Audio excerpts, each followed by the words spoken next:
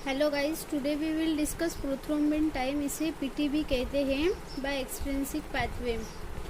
Blood clot होने में जो एक्सट्रिंसिक पैथवे होता है उसके थ्रू कितना टाइम लगता है ब्लड क्लॉट होने में, उसे पीटी कहते हैं।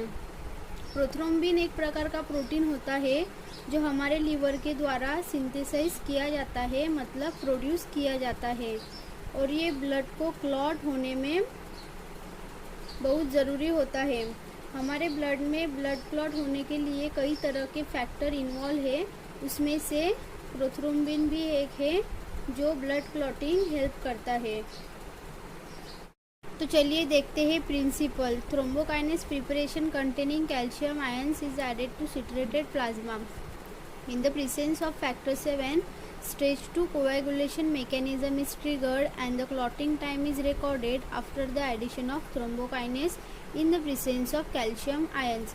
Since factor 12, 11, 8 and platelets are bypassed, the test depends upon the activity of factors 7, 5, 10, 2 and 1.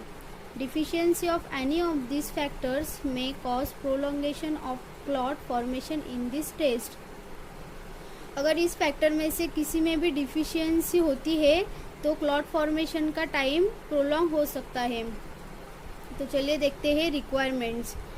हमें क्या क्या लगेगा रिक्वायरमेंट्स में। Water bath 37 degree Celsius, test tube 10 × 100 mm, stop watch, thromboplastin and 0.15 gram पर डेसीलीटर कैल्शियम क्लोराइड। स्पेसिमन लगता है सिट्रेटेड plasma. ये मेरे पास सोडियम साइट्रेट की ट्यूब है, इसमें एंटीकोएगुलेंट रहता है सोडियम साइट्रेट, ये देखिए। और यहाँ तक जो निशान रहता है यहाँ तक हमें पेशेंट का ब्लड लेना पड़ता है। अगर इससे कम या फिर ज़्यादा हो तो ये टेस्ट परफॉर्म नहीं करते हैं, ठीक है। ये देखिए इसका ब्लू कैप रहता है और यहाँ पे लिखा रहता है सोडियम साइट्रेट, ठीक है। के बाद है प्रोसीजर देखते हैं।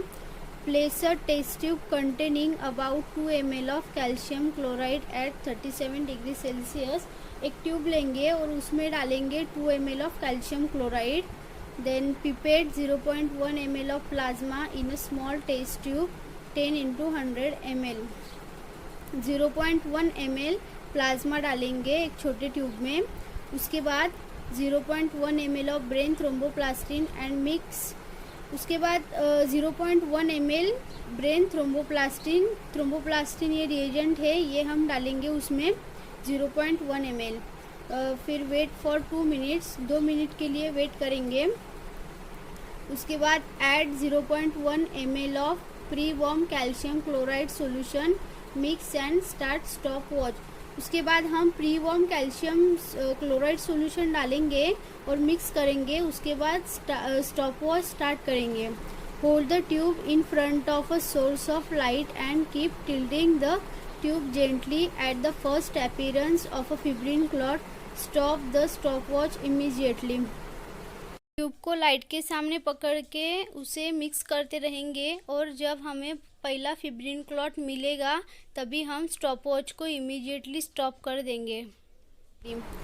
उसके बाद record the time, report prothrombin time in second. PT का रिपोर्ट सेकेंड्स में होता है, ठीक है। तो देखेंगे नॉर्मल रेंज 14 ± 2 सेकेंड। उसके बाद देखेंगे clinical significance. Abnormal prothrombin time suggest 2 defect. prolonged prothrombin time, deficiency of prothrombin factor 2, liver disease, obstructive jaundice, administration of oral anticoagulant drugs, vitamin K deficiency, factor 5, 6, 9 deficiency।